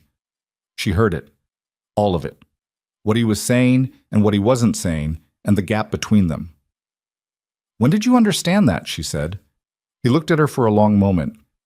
"Tuesday," he said. He'd confirmed it to himself 3 days ago, and he'd been carrying it since then, and she understood that the distance in his shoulders when he'd crossed the courtyard had not been about what he'd done with Otesuk. It had been about this, about what he was about to have to say. "I'm making you a target by keeping you close," he said, "and I'm making you a target by letting you go. There is no version of this where you go back to Mapogu and teach your classes, and this is over." He held her gaze. "There is only the question of which kind of danger and who's managing it, and whether you—" He stopped. The sentence had somewhere to go. He didn't take it there. She took a breath. "Whether I what?" she said. Jite looked at her with the kind of look that had no calculation in it. No management, just the fact of something present and uncontrolled, standing in a kitchen at 7:30 in the evening with the city lights starting below them and the old trees going dark in the courtyard, and everything about the next moment depending on the shape of the next few words. "Whether you trust me," he said. "Still, knowing what I am, knowing what this costs." She looked back at him. The things she'd been filing away, all those indexed observations, all those small moments she hadn't been ready to look at straight on. She looked at them now, all at once. "I trust you more than I should," she said quietly. "That's the problem." He didn't move. She didn't move. And then his phone rang. He picked it up, looked at the screen, and something changed in his face. Not fear, nothing so simple, but a kind of crystalline recognition, like a man watching a wave he'd calculated arriving precisely where and when he'd set it. The phone call lasted 40 seconds. Aurelia watched Jitai's face during those 40 seconds, the way she'd learned to watch it. Not for expression, because expression was the last thing to change in him, but for the smaller indicators, the jaw, the stillness around his eyes, the almost imperceptible shift in how he held his shoulders. What she saw in those 40 seconds was not panic. It was worse than panic. It was recognition. He hung up. He looked at her. "Get your shoes," he said. "What happened?" "Aurelia, shoes, now." She got her shoes. He was already moving through the house, his voice low and rapid in Korean toward Park, who appeared from somewhere and began his own efficient movement, checking windows, pulling a phone, speaking to someone in clipped syllables. The house that had felt still for 5 days suddenly had a current running through it, invisible and charged. She came downstairs with her shoes on and her jacket and the pages from the legal pad already in her pocket because some instinct had told her in the last 30 seconds to grab them. "Tell me," she said. "The peace meeting my team arranged with the Seo faction," Jitai said, pulling his jacket on. "The one scheduled for tomorrow. Someone moved it." "Moved it where?" "Here." He looked at her. "Someone told them where you are." The cold that moved through her was clean and specific. Not generalized fear, something precise. She thought about the 3 people Jite had handled, the 3 he hadn't expected, and she thought 3 was the number he'd confirmed, not necessarily the number that existed. "There's a 4th, she said. His jaw moved. "Car is outside," Park said from the doorway. They moved. The car was a different one, not the black G-Class she'd ridden in a dozen times, but a gray sedan, older, the kind that disappeared in traffic. Park drove. Jite was in the front passenger seat. Aurelia was in the back, and the city came up around them as they descended from Seongbuk-dong into the lit arteries of Seoul at night. And she watched the neighborhood recede in the rear window and thought about the kitchen and what had almost been said and how completely that moment had been consumed by whatever was happening now. "Where are we going?" she said. "Secondary location," Jitai said. "Yongsan. And the Seo people. When are they coming?" "They may already be there." She looked at the back of his head. "You had people watching the house?" "I had people watching the approaches. They called when they saw the advance team moving." A pause. 12 minutes ago. 12 minutes. She calculated. The call had come while she and Jitai were standing in the kitchen looking at each other over a sentence neither of them had finished. 12 minutes between the warning and the arrival. In a different version of the evening, one where the call had come 20 minutes later, one where she hadn't been standing already in the kitchen, ready to move, the math looked completely different. Who knew about the safe house? She said. My core team, Park, 3 others. His voice was controlled, but the control was doing work now, visibly. And now someone from that group has made a decision. Which 3 others? He didn't answer immediately. Ji-tae, Lee Byung-ho, my operations director. He said it like pulling something out of a wound. He coordinated the logistics of moving you. You trust him. I did. Past tense. She heard it. Is it him? She said. I don't know yet. But you think so. The car moved through an intersection, red to green, the city indifferent. He's the only one who had direct knowledge of the location and the scheduled meeting time, Ji-tae said. The others knew one or the other, not both. She sat with that. With what it meant for a man who had already discovered 3 betrayals in his inner circle to be sitting in the front seat of a gray sedan discovering a possible 4th. She thought about what that kind of repetition did to a person. Not the individual betrayals, but the accumulation, the weight of finding out again and again that the map of who was safe was smaller than you thought. She didn't say anything about it. She just let it be true. The Yongsan location was an apartment on the 14th floor of a building that looked entirely civilian, the kind of high-rise with a convenience store on the ground floor and a dry cleaner next to it and 100 ordinary lives stacked above. Park had a key. They rode the elevator in silence, 3 floors past the lobby, 2 transfers through corridors that required key cards. The apartment was sparse, functional. A couch, a table, a kitchen with sealed goods in the cabinets. 2 bedrooms. Windows that faced east away from the river. Ji-tae was on the phone before the door closed. Aurelia sat on the couch and watched him pace. Short, contained pacing, the length of the room and back. While he spoke in Korean too fast and too clipped for her to follow fully, but she caught fragments. She caught enough. He was calling Lee Byung-ho. She understood this when she heard the name, when she heard the change in Ji-tae's voice, not louder, but denser, like something being compressed. And she watched him stop pacing and stand very still in the center of the room with the phone against his ear and whatever he was hearing on the other end of the line doing something to the set of his face that she'd never seen before. He hung up. He stood there for 3 seconds with the phone in his hand. He ran, Ji-tae said. Aurelia was very still. He's been running for 6 hours. His family... Ji-tae's voice stopped, started again. His family left Seoul this morning. Children, wife. He'd been moving them since yesterday. He knew you'd find him. He knew I'd find Oh Tae-suk first. He bought himself time. Ji-tae turned. His face was the flattest she'd ever seen it, past anger, past whatever came after anger, into something colder and more fundamental. He's been coordinating with the CO faction for longer than Oh. He was the architect. The words sat in the room. Architect. Not a follower. Not someone who'd been flipped by pressure or money or fear. Someone who had built it, planned it. Had been planning it probably through weeks of Aurelia's dinners and meetings and car rides and kitchen mornings.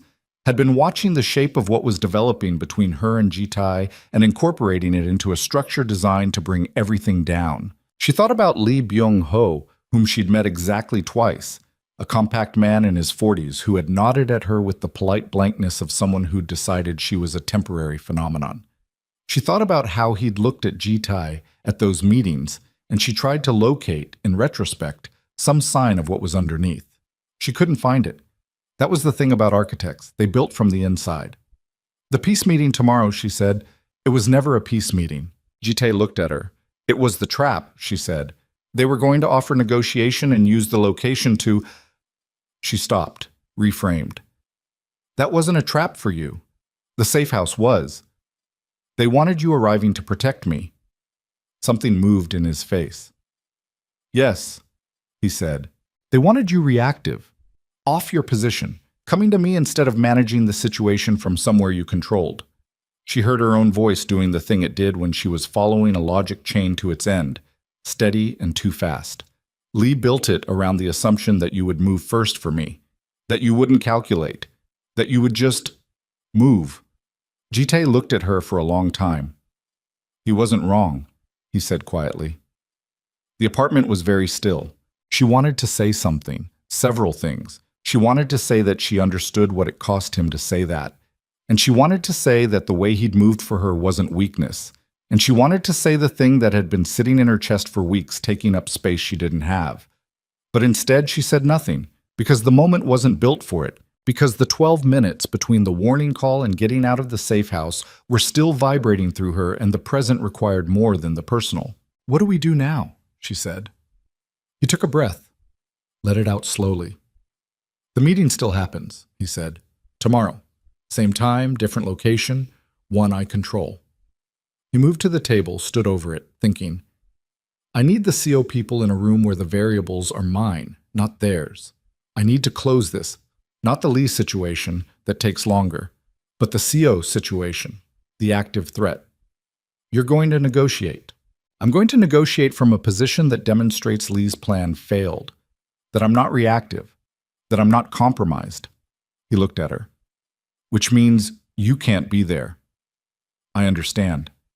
I need you here, with Park, out of the picture entirely until it's over." "Understood," she said. "What about Lee?" "My people are already moving." He said it with the specific flatness of a man who had accepted a necessary cost. "He won't reach wherever he's going." She absorbed this. She didn't ask for clarification on what "won't reach" meant. She already knew. "Okay," she said. He looked at her. "You're very calm." "No," she said. "I'm calibrated. There's a difference." Something shifted in his face, a brief, involuntary thing, almost warmth, if warmth could be sharp. "There is," he said. "Yes." She did not sleep again. Park stationed himself in the main room. She lay in the smaller bedroom and stared at the ceiling and thought with the ruthless clarity of the very tired and the very afraid, stripping everything back to its load-bearing structure. She was in danger. That was established. She had been in danger since the night behind Club Sable, but the quality of the danger had changed. It had gone from being about what she'd witnessed to being about who she'd become to someone. That shift had happened somewhere in the weeks between the first dinner in Gangnam and the morning coffee in the Seongbuk-dong courtyard, and it had happened regardless of whether she'd intended it or he had. She'd walked into it with her eyes open. She'd told herself she was managing it, staying clear-eyed, keeping the appropriate distance. She'd told herself a lot of things.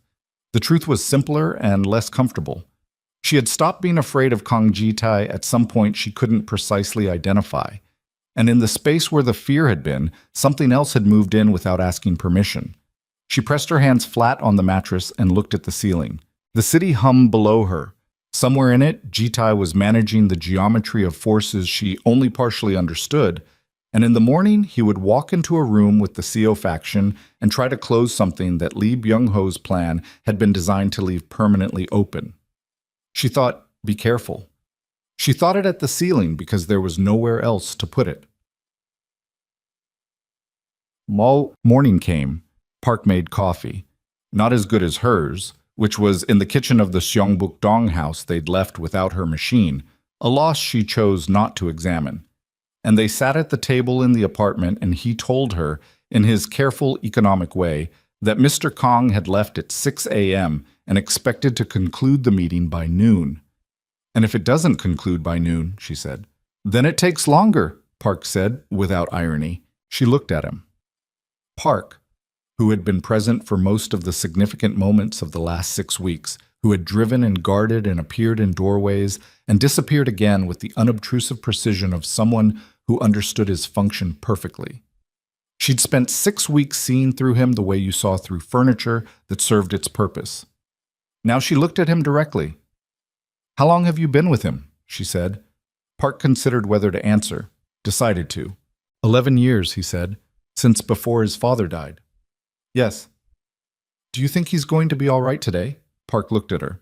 His expression didn't change exactly, but something in it acknowledged the weight of being asked. "Mr. Kang has been in more difficult rooms than this one," he said. "That's not what I asked." A pause. "He'll be all right," Park said. "Today."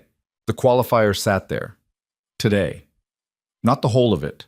Not the Lee situation, still unresolved. Not the structural damage of 4 people in his inner circle turning, of the map of who was safe having contracted 4 more times. not what that kind of repeated subtraction did to a person over the long run. Today. She'd take today. The call came at 11:47. Not from Jitae. From a number she didn't recognize, Korean, not the same as the CO faction's call from Wednesday night.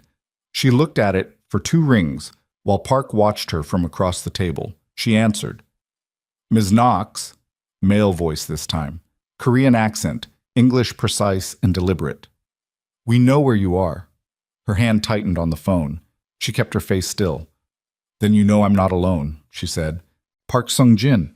Yes, one man. A pause. We're not calling to threaten you. We're calling to offer you a way out of this that doesn't involve being in the middle of whatever Kang does next.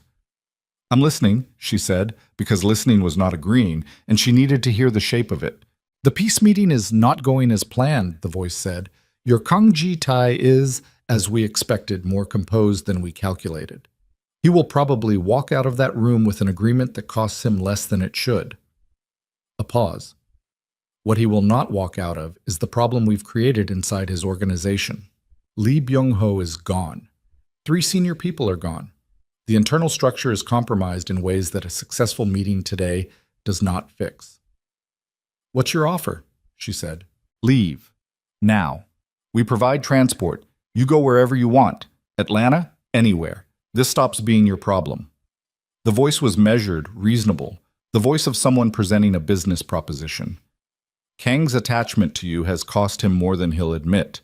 Your leaving removes the pressure point. The CO faction withdraws from active operations against his group. Everyone stabilizes. She sat with it. She looked at Park, who was watching her face with the focused stillness of someone reading a situation from outside it. And what does the CO faction get? She said. Territory, the voice said. The 2 districts Lee Byung-ho was supposed to facilitate the transfer of. Kang gives us those and we leave him the rest. You want me to convince him. We want you to leave. Whether you convince him of anything is your business. A pause. But a man who no longer has a personal vulnerability tends to make cleaner decisions. She understood the logic. She hated how clean it was. I'll think about it, she said. You have until this evening, the voice said. The call ended. She set the phone on the table. Park was still watching her. You understood that? She said. Enough, he said. Tell me what you would do. Park looked at her for a moment. That's not my decision. I know, I'm asking what you think. He was quiet for long enough that she thought he wasn't going to answer. I think, he said carefully, that you leaving is the thing Mr. Kang would agree to if you put it to him.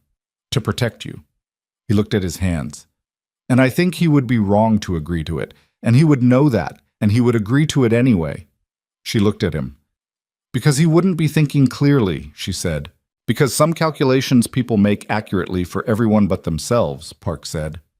The apartment was quiet. The city was below them, doing its indifferent work. She thought about Ji-tae in a room with the CO faction right now, composing himself into whatever version of Kang Ji-tae closed a room successfully. She thought about the kitchen at 6 in the morning, the 3 a.m. hour, not the ones you choose. She thought about the CO faction's offer, and how reasonable it was, and how completely she didn't trust it. Because a man who is willing to destabilize an entire criminal organization to acquire 2 districts does not stop at 2 districts.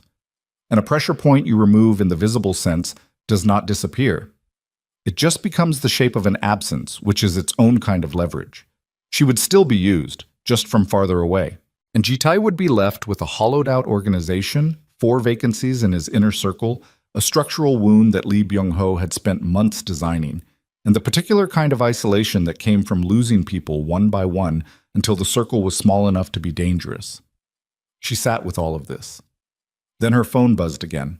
Different number. She looked at it and felt something cold slide through her. It was a photograph. Ji-tae. In the meeting room she didn't know, at a table she'd never seen, surrounded by men she didn't recognize. She could see that. She looked first for that. But the quality of the photograph, the angle, the fact that it existed at all, told her something she hadn't known 3 minutes ago. There was someone in that room who was sending photographs. Someone Ji-tae believed was on his side. She stood up. Park was on his feet before she was, reading her face. There's still someone inside, she said. In the room with him right now. Park had his phone out. Call him, she said. He's in the meeting. Call him anyway. Park called. The line rang. Went to voicemail. He called again. Rang. Voicemail. She looked at the photograph again. Looked at the table, the room, the configuration of men. She thought about architecture. About someone who had spent months building something, who had been found out, who had run, but who had not run without first making sure his structure would still function without him. Lee Byung-ho hadn't run because he was afraid of what Ji-tae would do to him. He had run because his work was already done. The meeting room, the peace negotiation, the composed, controlled version of Kang Ji-tae that the Seo faction had correctly anticipated would appear, because they had planned for it, because someone had told them exactly what composed looked like, and exactly which configuration of people in that room would make him lower a guard he didn't even know he was lowering. She looked at Park. Who set up the meeting today? She said. Not the Seo side, Ji-tae's side. Who arranged the location? Park's expression shifted. Lee Byung-ho, he said. He stopped. Before he was confirmed. Before he ran. 6 hours before the confirmation and the flight, Lee Byung-ho had been operations director, and in that capacity he had arranged the logistics of the meeting that was supposed to close the CO situation, and he had chosen the location, and he had chosen the configuration, and then he had packed his family into a car and driven them out of Seoul and left the structure standing behind him. Ji-tae was in a room that Lee Byung-ho had built. We have to get to him, she said. Park was already moving, jacket, phone, keys, the systematic preparation of a man who understood urgency and didn't waste it on expression. The address, she said. He gave it to her. She was already at the door. You're not coming, Park said. You can't drive and manage this at the same time. You need an extra set of eyes. She looked at him straight. He is in that room right now because of me, because of what I am to him and what Lee used that for. I am not sitting in this apartment while Ms. Knox, Park. Her voice was level and absolute. I'm coming. He looked at her for 1 second, opened the door. They moved. The car descended through Yongsan toward the address Park had given her. A building in Junggu, a legitimate office tower, the kind of location that was chosen precisely because it looked like nothing special. She sat in the front passenger seat with her phone in her hand and the photograph still on the screen, and she tried Ji-tae's number once more and got the voicemail and left nothing because there was nothing useful to leave. Park was on the radio, an actual radio, encrypted, the first time she'd seen him use it, speaking to someone in fast Korean. She caught enough to understand he was trying to reach the people stationed outside the building. The response, when it came, made his jaw tighten. What? She said. The external team was redirected, he said. An hour ago, standing orders from operations to cover a secondary location. Lee's orders, she said. Not a question. Standing orders, Park said again, which was the same answer. She looked at the city moving past the windows and she thought about the photograph and the empty phone line and the way Lee Byung-ho had looked at her at those meetings with polite blankness, and she thought, he saw everything. He was watching the whole time, calculating the whole time, and he was very good at it, and Ji-tae trusted him, and I never thought to... She stopped herself. Not now. After. The building was 4 minutes away. She looked at the photograph one more time, at the shape of the room, at the door visible in the background, at the window on the left side and the angle of light coming through it, and she thought about what it meant that someone inside that room had sent this photograph not to threaten her, but to show her. Not a threat. A record. Someone wanted a record to exist. She thought, why would you want a record of a peace meeting unless the meeting was about to stop being peaceful? The building came into view. Park pulled into the service entrance, fast and clean, and they were out of the car and moving before the engine finished, and Aurelia Knox, who had been a school teacher from Atlanta, who just wanted to breathe some night air, was running toward a building where the man she had told herself she wasn't falling for was sitting in a room that someone had carefully, patiently, and thoroughly. The service entrance opened into a corridor that smelled of concrete and cleaning fluid, and the particular staleness of a building that moved air mechanically rather than naturally. Fluorescent lights, gray floor, a security desk to the left with a guard who was already standing, already reaching, and Park showed something. A card, a badge. She didn't look closely, and said something in Korean that made the guard sit back down. They moved. Elevator, 14th floor. Park had his phone out and was texting with one hand, the other hovering near his jacket in the way she'd learned meant he was thinking about what was under it. "Which room?" she said. "Conference suite, 14th floor, east wing." "How many of Jitai's people inside?" "2, plus him." "And Seo's people?" The invitation said 4. The elevator moved. She watched the numbers. "The person who sent that photograph," she said. "They're inside the room." "Yes." "Seo's side or Jitai's?" Park's jaw shifted. If they were Seo's, they wouldn't need a photograph. They'd already know. She worked that through. One of Jitai's 2 people inside had sent the photograph. One of the people he believed was his, which meant the 4th betrayal wasn't Lee Byung-ho's man. It was someone already in that room, placed there today, for today. The elevator stopped. The doors opened. The corridor was empty, long, carpeted, the kind of hallway that absorbed sound. Doors on both sides, all closed. At the far end, east wing, a set of double doors. She heard nothing. Park put his hand on her arm, stopping her. He was listening. She listened too. Silence first. Then voices, muffled through the doors. The cadence of a conversation still functioning. Not chaos. Not yet. "Still talking," she said. "Still talking," Park confirmed. He moved forward, quiet for a man his size, and she followed because she wasn't staying behind and they'd both accepted that. 14 feet from the double doors, 10, 7. Then the doors opened. Chat. A man came out first, Korean, mid-30s, the build of someone who'd spent years making himself difficult to move. He saw Park and stopped. His eyes went to Aurelia and stopped again. Something crossed his face that was faster than recognition, an assessment, a calculation, a conclusion. He reached into his jacket. Park moved faster than she'd ever seen him move, faster than seemed available to a man his size, 2 steps and a pivot that put his body between the man and Aurelia and his forearm across the man's throat before the reaching hand completed its arc. There was a sound, impact, a compressed grunt, and then the man was against the corridor wall and his feet were not quite on the floor, and Park's free hand had the gun that had been going to come out of the jacket and was holding it pointed at the ceiling with the safety already engaged. 3 seconds, total. Aurelia pressed herself against the wall and breathed. "Go," Park said, without looking at her. "Through the doors. Now." She went. The conference room was a long rectangle with a table occupying most of it and windows running the length of the east wall, the city spread below in the flat midday light. 7 men around the table, not 4 Seo and 2 Jitai, as the invitation had said, but 7. And she logged this in the half-second before she located Jitai. He was at the far end. Standing, not sitting. He'd been standing when she came in.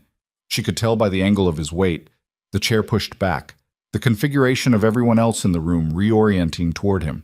Something had already shifted before she opened those doors. He saw her. The expression that crossed his face was not relief. It was something harder and more complicated, something that arrived before he could control it, and was gone before most people would have caught it.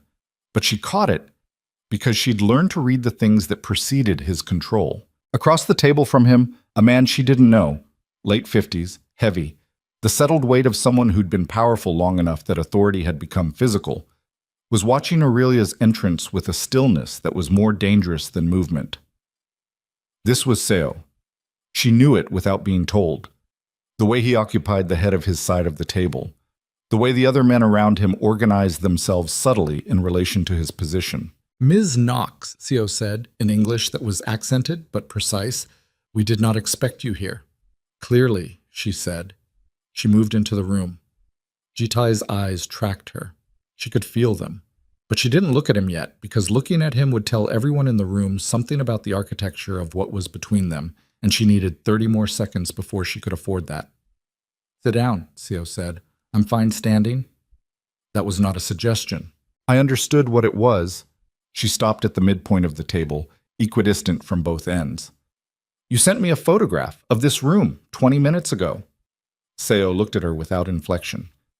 "I don't know what photograph you mean," he said. "Someone in this room sent it, from inside the meeting." She looked around the table slowly, face by face.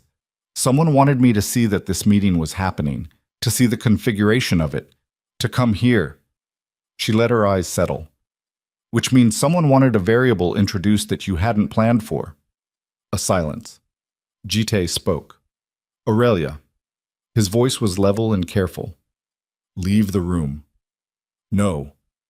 This isn't... Someone in here is not what they said they were, she said, still not looking at him, keeping her eyes on the table. Lee Byung-ho chose this room. He chose the location, the layout, the approach. He ran 6 hours ago. But this meeting is still proceeding the way he designed it, which means whatever he built into it is still functioning. She looked at the two men on Jitai's side of the table. Which one of you sent the photograph? The room was very still. One of the men, younger, sharp-featured, a quality of too much stillness that she'd learned was worse than movement, looked at the table. The other one looked at her. I did, the second one said. Jitai's head turned. The man, she didn't know his name, she'd never been given names for the people who attended the meetings, kept his eyes on Aurelia. The window, he said. Left side of the room, third panel. Jitai moved before she understood why. He crossed the room in 5 steps and grabbed the man next to him, the one who'd looked at the table, by the collar, and pulled him away from the window in a movement so fast and decisive that it looked inevitable in retrospect. And in the same moment, the third panel of the east-facing windows, 14 floors up, overlooking the city's flat midday geometry, cracked, not broke, cracked. A single precise impact point in the glass, a spider of fractures spreading outward from a puncture the size of a finger, a suppressed shot. The man Jitai had pulled from the window made a sound. Surprise, pain, the involuntary vocalization of a body registering something happening to it. And then Jitai had him down behind the table and Aurelia was already moving, down and low, the instinct arriving before the thought, her palm flat on the carpet and the table edge above her head, and her heart suddenly very loud and very fast. The CO side of the table was in motion, not chaos, organized motion, men who'd trained for this or something like it, moving to cover positions with the efficiency of people who'd discussed contingencies. Seo himself hadn't moved. He was still in his chair, and watching him, she understood something. He hadn't flinched, not because he was brave, because he'd known the shot was coming. Jitai came up from behind the table. He looked at Seo. Your man, he said. His voice was quiet, quieter than the room deserved. Theo spread his hands on the table. I have no idea what you mean. The sniper outside this window, Jitai said. He's yours. Lee set the location. You placed the shooter. He moved around the table slowly, keeping the furniture between himself and the window. This was never a negotiation. Everything is a negotiation, Seo said. The question is what you're negotiating with. You wanted me in this room. I wanted clarity, Seo said, about your priorities. His eyes moved, briefly, precisely, to Aurelia behind the table. Jite went very still. That was the point of the photograph, Aurelia said from the floor, understanding arriving in pieces. Not to warn me, to get me here. You knew he'd been trying to keep me away from active situations. You knew if there was a photograph that implied threat, I'd come. She looked at the man who'd claimed to have sent it, still against the wall, watching the room with the focused calm of someone whose role had concluded. You're not Jitai's man. He is today, Jitai said. He was 6 months ago. Before Lee, she said. Yes. Lee didn't know about him. No. Something in Jitai's voice shifted, not soft, but less flat. Some things I kept separately. She processed this from the carpet. Jitai had a piece the architects hadn't found, one thread they hadn't pulled. The man who'd sent the photograph had been placed specifically so that Lee's structure wouldn't touch him, and he'd done exactly what he'd been positioned to do. Introduce a variable, put Aurelia in the room, disrupt the configuration Seo had been counting on. She was the variable. She'd been the variable twice now, in 2 completely different directions, and the difference was in who was pointing her. A sound from the window, the damaged panel shifting, the crack spreading in the heat of the midday sun, the building doing the slow physics of a building under stress. Your shooter fired once, Jite said to Seo, and hit a man who was already moving because someone told us he'd be firing. He reached the end of the table, now on the same side as Seo, and stopped 2 feet away. He won't fire again. Not into a room where the configuration has changed and he can't confirm targets. That's not how you work. That's not how Lee worked. A pause. You spent 4 months building a structure that assumed I would be emotional and therefore predictable. You were right that I'd be emotional. He looked at Seo without any of the flatness Aurelia had seen in the harder moments. This was something else, direct and plain. You were wrong about what that meant for how I'd move. Seo looked at him. Impressive, Seo said finally. Genuinely. He smoothed the lapel of his jacket. But you still have a hollowed organization. 4 vacancies, structural damage that a successful day-to-day doesn't repair. He tilted his head. What do you plan to do about that? Today? Or in general? Either. Today, Jitae said, I plan to finish this meeting. He moved to a chair and sat down across from Seo with the ease of someone who had just settled a question and was ready to move to the next one. In general, that's my concern. Seo considered him. The 2 districts, Seo said. No. 1. No. Then we're at an impasse. No, Jitae said. We're at the beginning of a real conversation. The one Lee's plan was designed to prevent by eliminating my ability to think clearly. He put his hands on the table, open. You wanted territory. Lee promised you a route to it. That route failed. Now you have 2 options. Continue pursuing a strategy that already failed today, or talk to me directly about what you actually need and see if there's a version that doesn't require either of us to spend the next year in active conflict. Seo was quiet. You have damage too, Jitae said. The shooter outside this window is burned as an asset. The men Lee was coordinating with from your side are known. You came to this meeting prepared for a result that didn't happen. He held Seo's gaze. We can both lose more than this, or we can talk. Aurelia came up from the floor slowly, joints complaining, carpet burn on her palm. She stood and looked at the cracked window and the city beyond it, and the specific quality of midday light that made everything look more finite than it was. The man who'd been hit was conscious. The shot had caught his shoulder. She could see that now, the dark spread of it on his jacket. Park, who had appeared at the door at some point in the last 2 minutes, was with him, applying pressure with the efficient calm of someone who'd done this before. She looked at Jitae. He was watching Seo, but she saw his eyes move to her. A single, quick survey, checking. She gave him the smallest nod. He looked back at Seo. Talk, Seo said. She waited in the corridor. She sat on the floor with her back against the wall because her legs had made a unilateral decision about what they were willing to support. And she pressed the palm that was carpet burned against her thigh and looked at the opposite wall and breathed with the methodical care of someone managing a body that wanted to do several unproductive things simultaneously. The injured man was being seen to by someone Park had called. Not a hospital, a private physician, the existence of whom told her several things about how Jitae's world operated that she'd already understood but now understood more concretely. The man from the window, the shooter, had not entered the building. Park's people, materializing in the way Park's people seemed to materialize when the situation required it, had managed the exterior. She sat in the corridor and waited. The doors opened at 1:43. Jitae came out first, and she could read the result in the line of his body before he said anything. Not victory, nothing so clean, but the specific quality of settled weight that came from having closed something that had been open too long. He looked at her on the floor, and something moved across his face.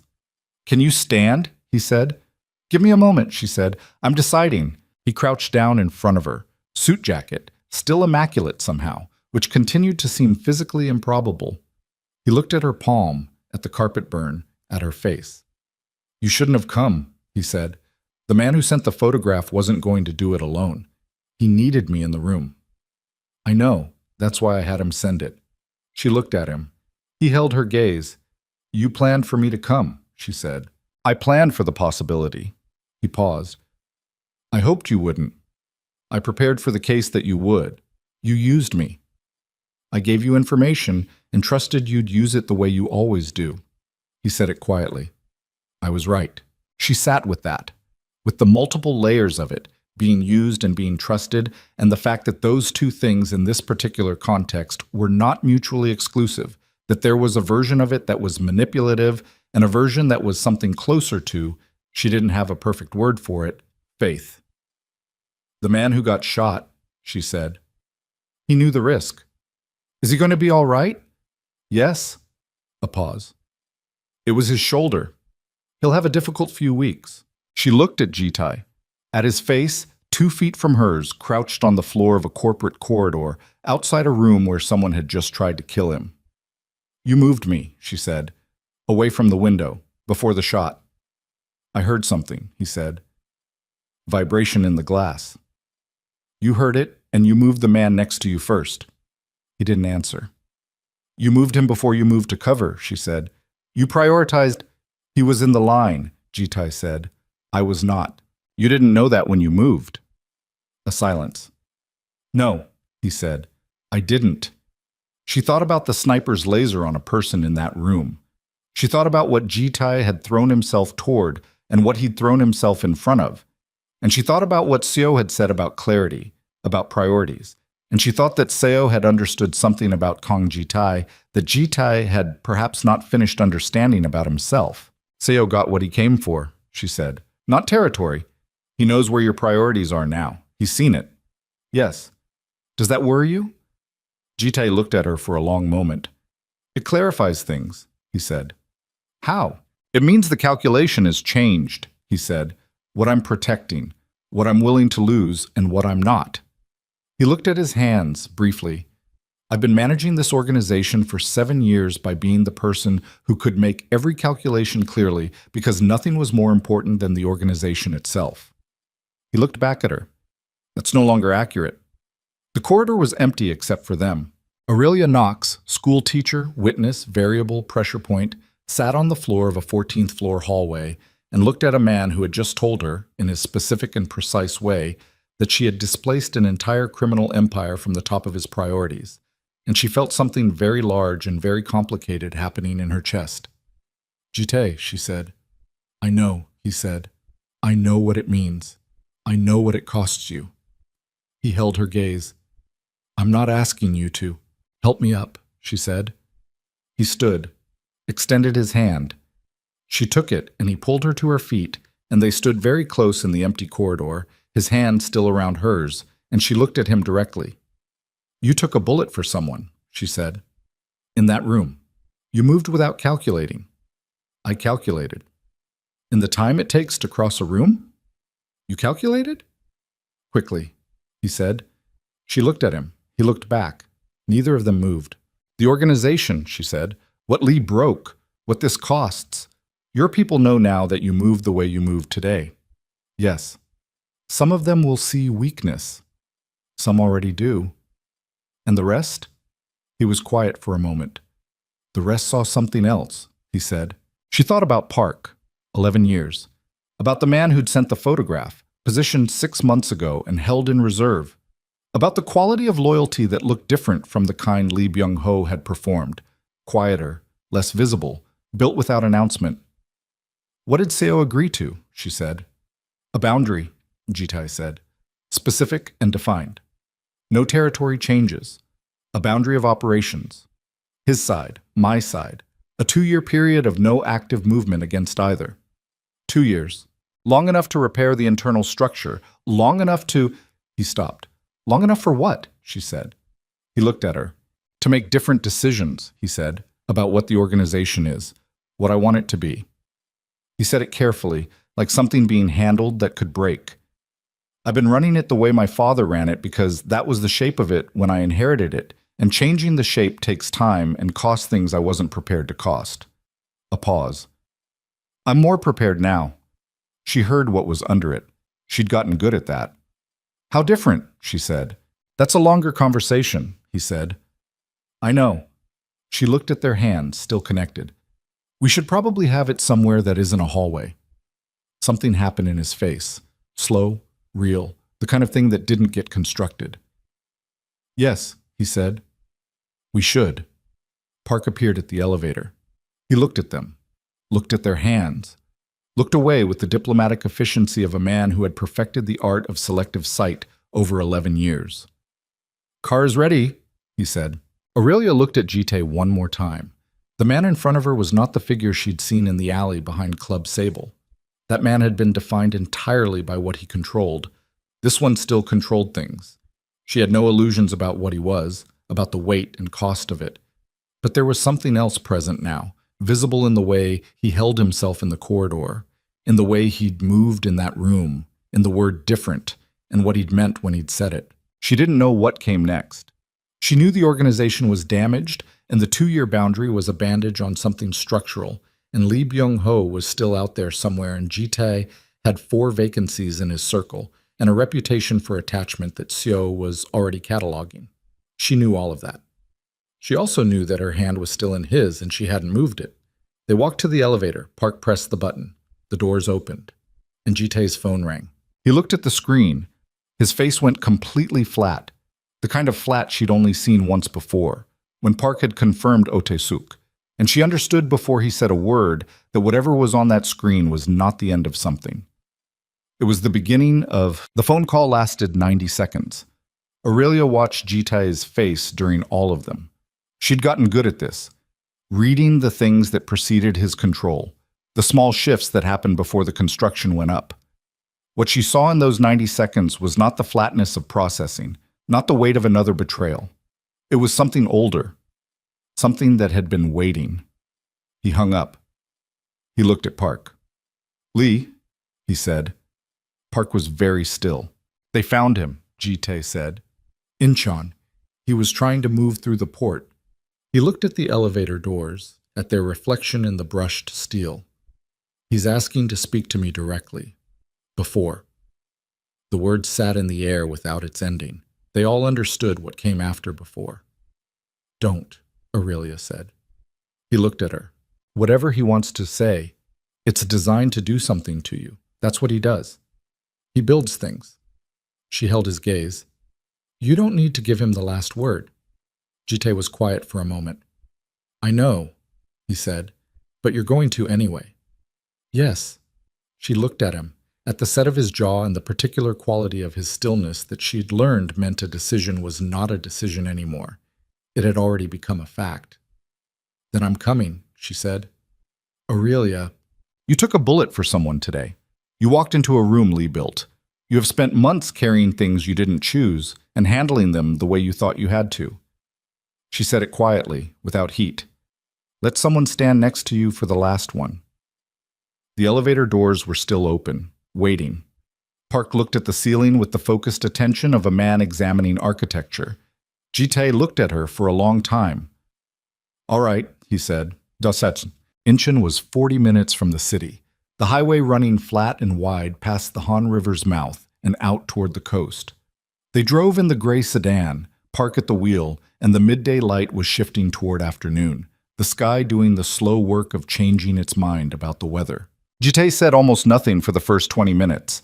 Aurelia let him have it. She understood by now that his silences were not absences.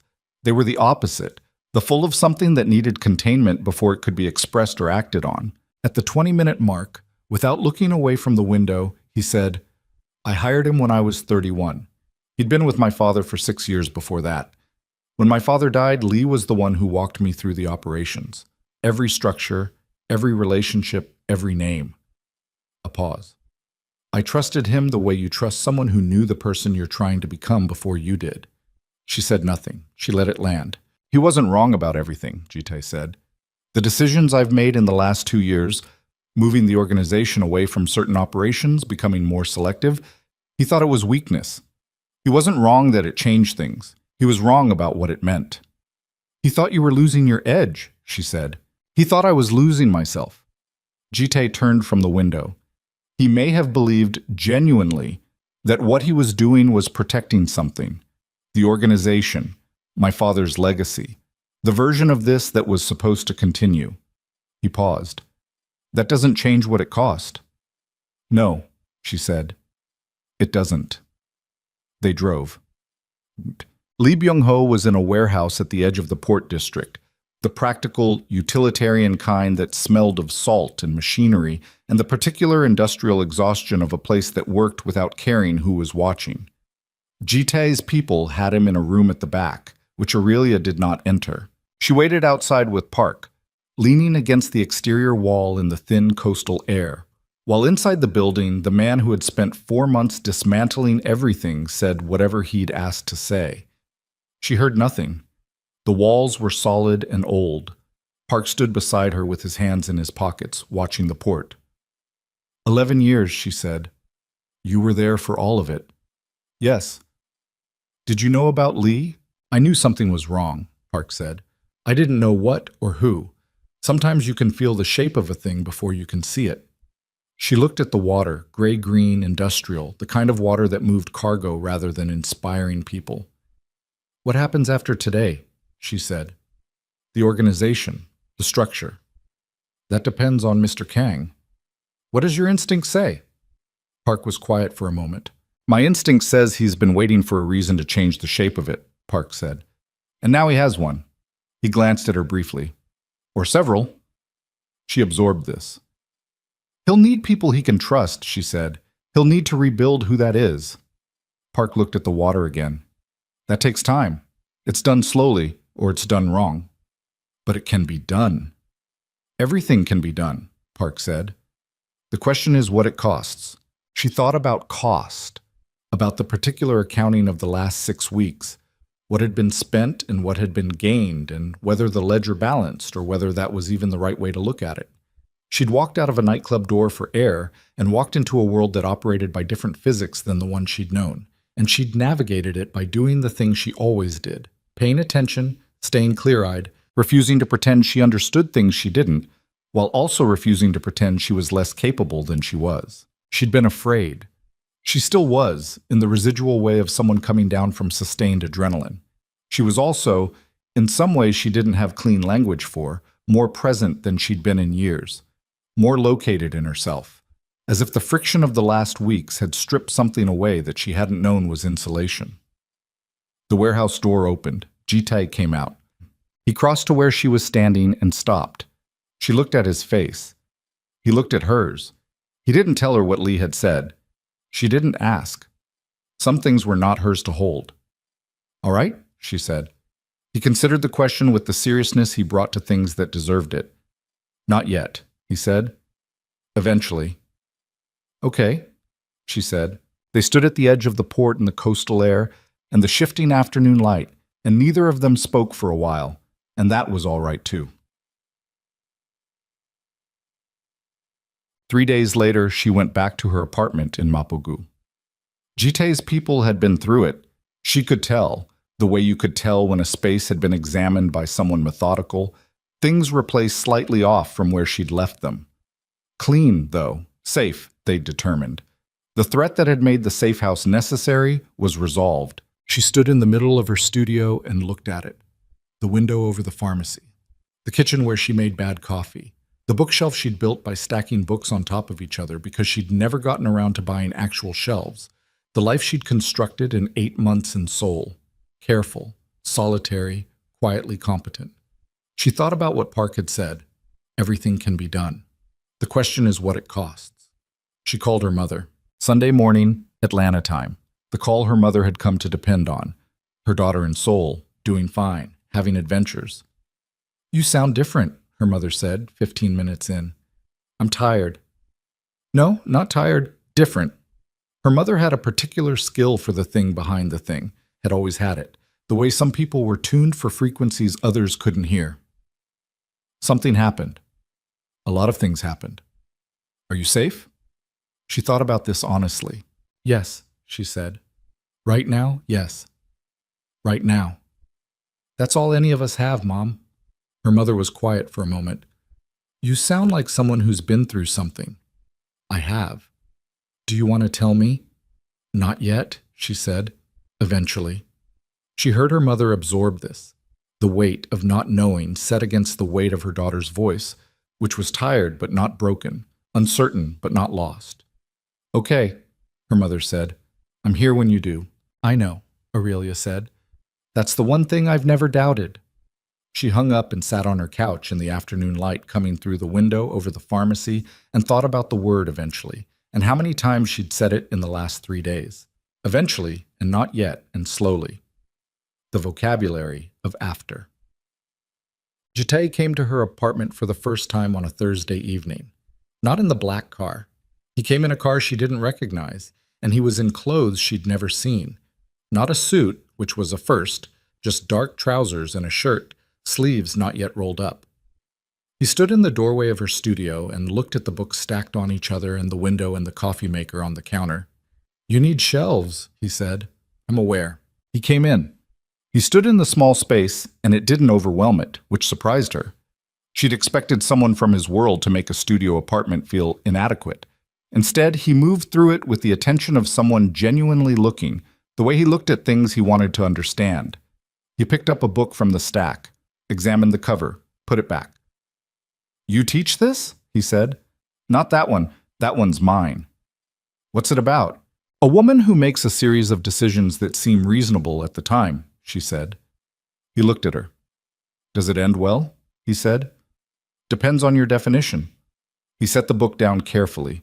He moved to the window and looked at the pharmacy below, at the street, at the ordinary Thursday evening commerce of Mapogu, going on without any knowledge of the things that had happened in the last 6 weeks.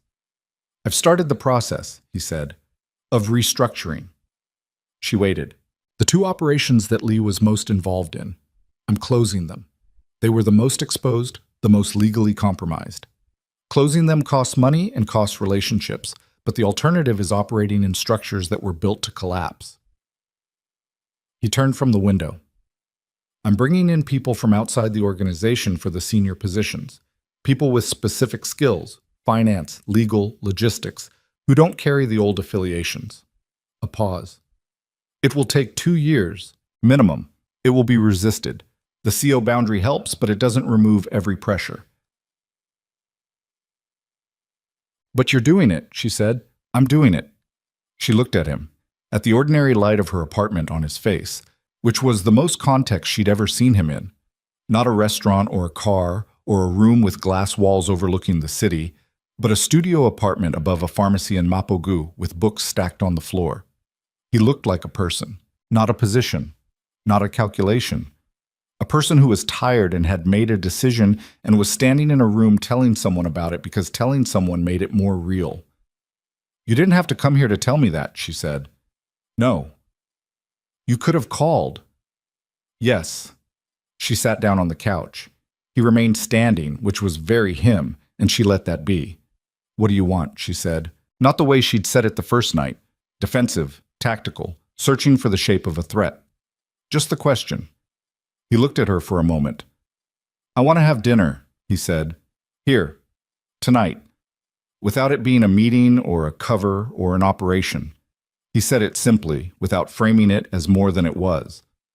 "I want to order food from somewhere on this street and sit in this apartment and not be anywhere I'm supposed to be." She looked at him. "There's a jjajangmyeon place 2 blocks north," she said. "The delivery is 20 minutes. "All right," he said. "You'll have to sit on the floor. I only have the couch." "All right. And I'm not dressing it up. It's jjajangmyeon." "I understand what jjajangmyeon is." "I know. I'm just saying." He sat on the floor with his back against the couch. She ordered the food. They waited the 20 minutes in the kind of quiet that had stopped being uncomfortable somewhere in the weeks before and had become something she recognized. The quiet of 2 people who didn't need to fill space with performance. The food came. She put the containers on the coffee table. They ate on the floor of her studio apartment above the pharmacy, and the evening deepened outside the window over the pharmacy. And Seoul did what Seoul always did. Moved, lit itself, maintained its enormous and different life. "Tell me something I don't know about you," she said. He looked up from the container. "That's a broad request." "Start anywhere." He was quiet for a moment, thinking genuinely, not deflecting. "I studied piano for 8 years as a child," he said. "My father required it. He believed it taught discipline and patience." A pause. "I was not good at it. I was technically proficient and completely without feeling. My teacher said I played as though the music was an obstacle to overcome." She looked at him. "That tracks," she said. He gave her the look. She gave it back. "Do you still play?" she said. "There's a piano in the Seongbuk house. I play occasionally, badly and without feeling, but occasionally." "I'd like to hear that," she said. "No, you wouldn't." "Okay, I'd like to watch you play it. That's different." Something happened at the edge of his mouth. "Perhaps," he said. She ate her jjajangmyeon. He ate his. The evening went on.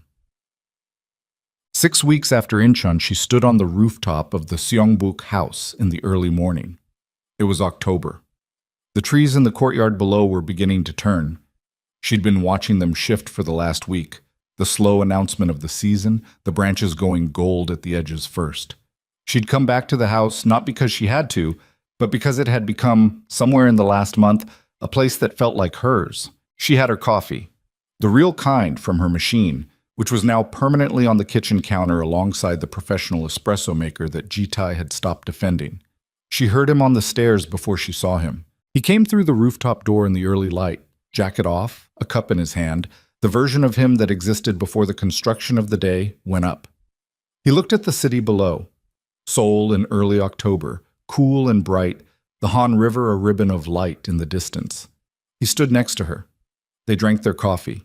"Lee's trial begins in 3 weeks, he said. He'd turned himself in, ultimately. The architecture of that decision was complicated, and she only knew parts of it, but it had happened. His lawyer is arguing diminished capacity.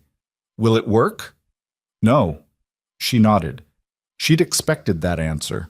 The Incheon operations director is in custody too, he said, and the 2 CO-side coordinators. The legal process will take time. He paused. My attorney believes the organization's restructuring will be viewed favorably if anything touches us directly. Clean hands or cleaner. Are you worried? I'm attentive, he said. There's a difference. She looked at the river. Marcus is getting married, she said. He told me yesterday. He's staying in Seoul. Do you like her, the person he's marrying? I haven't met her yet, but he spent 20 minutes talking about how she argues with him about everything and couldn't stop smiling while he did it, so I think so. Ji-tae was quiet for a moment. That's a reasonable indicator, he said. She looked at him sideways. Did you just make a joke? I made an observation. It had joke-like properties. He drank his coffee. She thought about the night behind Club Sable, about standing in that alley in the July heat wanting to breathe, and what she'd gotten instead, and the chain of decisions that had led from there to here, to an October rooftop in Seongbuk-dong, to this coffee, to this man standing next to her who had told her once that some things got easier and some didn't, and that it was never the ones you'd choose. She thought about that, about what had and hadn't gotten easier, about what she'd given and what she'd gained in the specific accounting of a life that had pivoted on a Tuesday night in July. She didn't regret it. That surprised her still when she looked at it straight. She'd expected to find regret somewhere in the ledger. For the weeks of fear, for the structural disruption of the life she'd been building, for the things she'd seen that couldn't be unseen. She looked for it honestly and found instead something more complicated and less easy to name. Something that had to do with being more fully in her own life than she'd been before. As if the danger and the choices she'd made inside it had pressed her into a more precise shape. She was still scared sometimes. She was still a school teacher from Atlanta in a city that was not her city. Navigating a world that operated by physics, she was still learning. She did not have illusions about what Ji-tae was or what his world cost or the work ahead. The 2 years of restructuring, the gaps left by the 4 vacancies, the CO boundary, that was a truce and not a resolution. She knew all of that. She also knew he was standing next to her in the early morning with his coffee, in the version of himself that didn't perform for anyone, and that the piano in the downstairs room had been played 3 times in the last month, technically proficient and completely without feeling. And she had watched all 3 times from the doorway, and she had thought, this is what a person looks like when they're practicing something they haven't figured out yet how to love. Ji-tae, she said. Yes. She turned to look at him. He turned to look at her. October light, the city below them, the trees in the courtyard doing their slow and committed work of changing. I'm not going anywhere, she said. He looked at her. I know you didn't ask, she said. And I know you wouldn't. And I know the next 2 years are going to be difficult. And there are things I still don't fully understand about what you do and what it costs. She held his gaze. But I want you to know, so you don't have to wonder. He was very still. Not the controlled stillness, the other kind. The kind that meant something had arrived that he didn't have an immediate architecture for, that was being received without management. I don't know how to do this, he said finally. Whatever this is. Neither do I, she said. I'm a school teacher. You're what you are. There's no manual. No. We figure it out, she said, slowly, without pretending it's simple. He looked at her for a long moment. Then he reached out and took the coffee cup from her hand and set both cups on the rooftop ledge. He turned back. He looked at her the way he'd looked at her in the kitchen at Songbukdong, when the phone had rung and interrupted something. But now the phone wasn't ringing. There was no interruption coming.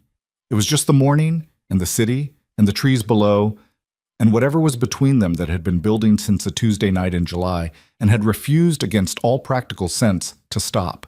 He put his hand along her jaw the way a person touched something they were learning to be careful with. She didn't move. He leaned in and she met him, and the kiss was quiet and unhurried and entirely without performance. Two people at the end of something and the beginning of something else, in the early light of an October morning in Seoul. Below them, in the courtyard, the old trees held their ground. They'd been there longer than the house, longer than the wall, longer than the neighborhood around them. They didn't rush the season. They changed when the season called for it, and they held when the season called for that. And they were neither soft nor brittle, just rooted and present and enormously patient. The city moved below them, indifferent and immense the way cities were. The Han River caught the morning light and carried it downstream. In a classroom in Mapo, 16 students were arriving, stacking their bags, finding their seats, preparing to be taught something about how stories worked, about perspective and choice, and the way a single decision could split a life into before and after.